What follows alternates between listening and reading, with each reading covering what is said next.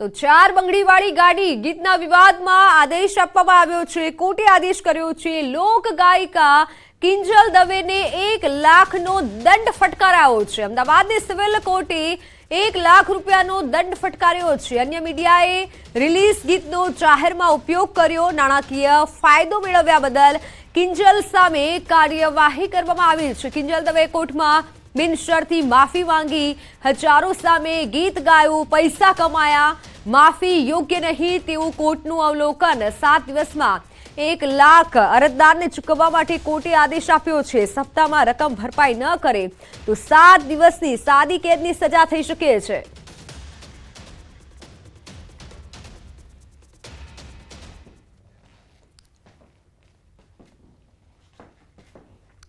તો વાત હવે અંધાપા કાંડની।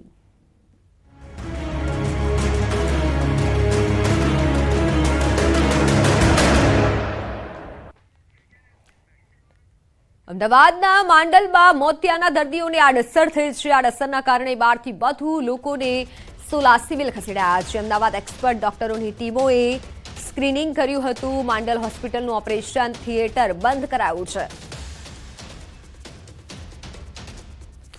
તો માંડલ હોસ્પિટલનું ઓપરેશન થિયેટર હાલ બંધ કરવામાં આવ્યું છે।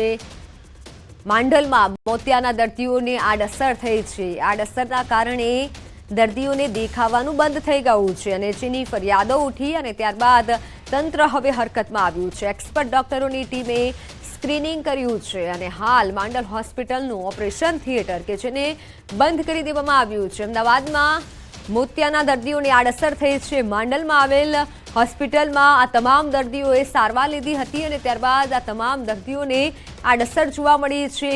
અંધાપો આવી ગયો છે અને તેના કારણે દર્દીઓની ફરિયાદને લઈ હવે તંત્ર સજાગ થયું છે। માંડલ હોસ્પિટલનું ઓપરેશન થિયેટર હાલ બંધ કરવામાં આવ્યું છે। માંડલમાં મોતિયાના દર્દીઓને આડઅસર થઈ છે।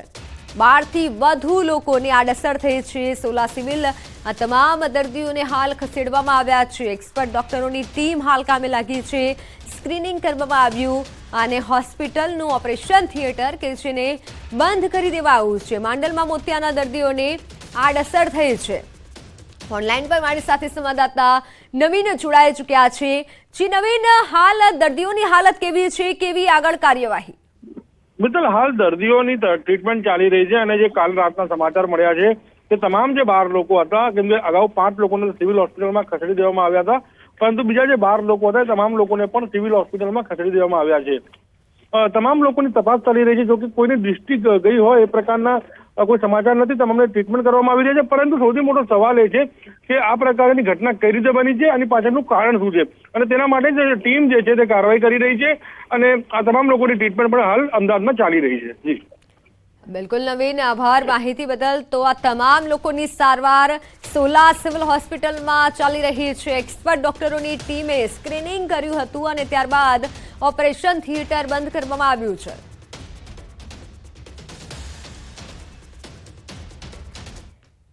અમદાવાદ શહેરના બોપલગુમા રોડ ઉપર આવેલા દેવ રેસિડેન્સી પાસે સવારે પક્ષી બચાવ કોલ દરમિયાન ફાયર બ્રિગેડના કર્મચારી હાઈટેન્શન લાઇનને અડી જતા તેઓનું ઘટના સ્થળે જ મોત થયું હતું। આ મામલે મૃતક અનિલ પરમારના પત્નીને વારસદાર તરીકે નોકરી અને વળતર આપવાની માંગ કરાઈ હતી। તો આ સાથે પરિવારજનો અને એમસીના નોકર મંડળ દ્વારા ગુમા સીએસસી સેન્ટર ખાતે મૃતકની લાશ સ્વીકારવાનો ઇનકાર કર્યો હતો।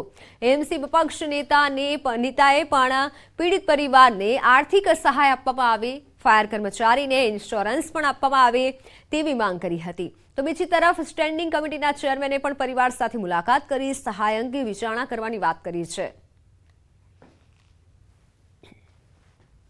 મારી એક જ માગણી, મારા છોકરાની પત્ની છે એને નોકરીએ લે, એના 2 નાના બચ્ચા છે, બધા અમારી ઉંમર થઈ જાય પછી અમારે ક્યાં જવું? એટલે અમારો આધાર એક સર મોહ ભાગી ગયો એટલે એને નોકરીએ લે तो आથી लाश ઉપડશે નકર लाश आથી ઉપડશે नहीं। ऐसे फायर के जवान जो अहमदाबाद शहर की जनता की सेवा करते हो, उनके नाम पर 1 रुपए का भी इंश्योरेंस नहीं निकालती हो, तो बड़ी शर्म की बात है। कहीं ना कहीं भारतीय जनता पार्टी को इस बात पर ध्यान देना चाहिए और फायर फाइटरों के लिए कहीं ना कहीं 1 करोड़ का इंश्योरेंस डिक्लेरेशन आने वाली स्टैंडिंग में ये कांग्रेस पार्टी मांग करती है कि भारतीय जनता पार्टी के उसको डिक्लेयर करना चाहिए। એ અમે ચર્ચા વિચારણા કરી, ચોક્કસ પરિવાર સાથે ચર્ચા વિચારણા કરી અને ચોક્કસ આગામી સમયમાં કોઈ નિર્ણય લઈશું. અને ઘટના ખૂબ જ દુઃખદ છે. ખૂબ જ યુવાન ઉંમરની અંદર 40 વર્ષની ઉંમરે અવસાન થયેલું છે અને પરિવાર પર એક આફત તૂટી પડ્યું છે. એ અમારા માટે અને સમગ્ર પરિવાર માટે આ દુઃખદ ઘટના છે અને સમગ્ર કોર્પોરેશન બરાબર પરિવારની પડખે ઊભેલું છે. વડોદરામાં કચરામાં આગ લાગતા મેડિકલ વેસ્ટનું કૌભાંડ સામે આવ્યું છે. ભીખા ભાલિયાની જગ્યામાં ગેરકાયદે મેડિકલ વેસ્ટનું કૌભાંડ ઝડપાયું. 2 દિવસ અગાઉ કચરામાં આગ લાગી હતી અને આગના પેટાળમાંથી બાયોમેડિકલ વેસ્ટ મળી આવ્યું હતું. પાલિકાએ જીપીસીબીને જવાબદાર ગણાવી પોતાનો બચાવ કર્યો છે.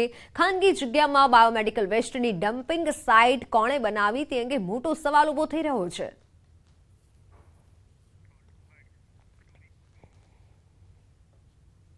પરંતુ આ જે રીતનો બનાવ છે કે જેમાં બાયોમેડિકલ વેસ્ટ કે જે ખરેખર વડોદરા શહેરના તમામ ડૉક્ટરો આઈએમએની એમ પેનલ ક્વોન્ટમ એન્જિનિયરિંગ છે એમાં આ બધો વેસ્ટ જવો જોઈએ, એના બદલે આ બાયોમેડિકલ વેસ્ટ આ ડમ્પિંગ યાર્ડમાં કેવી રીતે આવ્યો એ તપાસનો વિષય છે.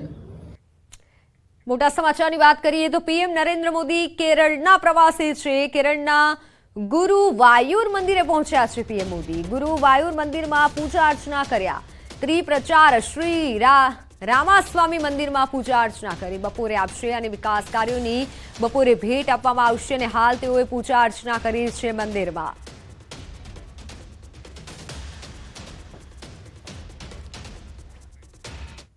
તો હાલ સમાચારોમાં સમય થયો છે વિરામનો.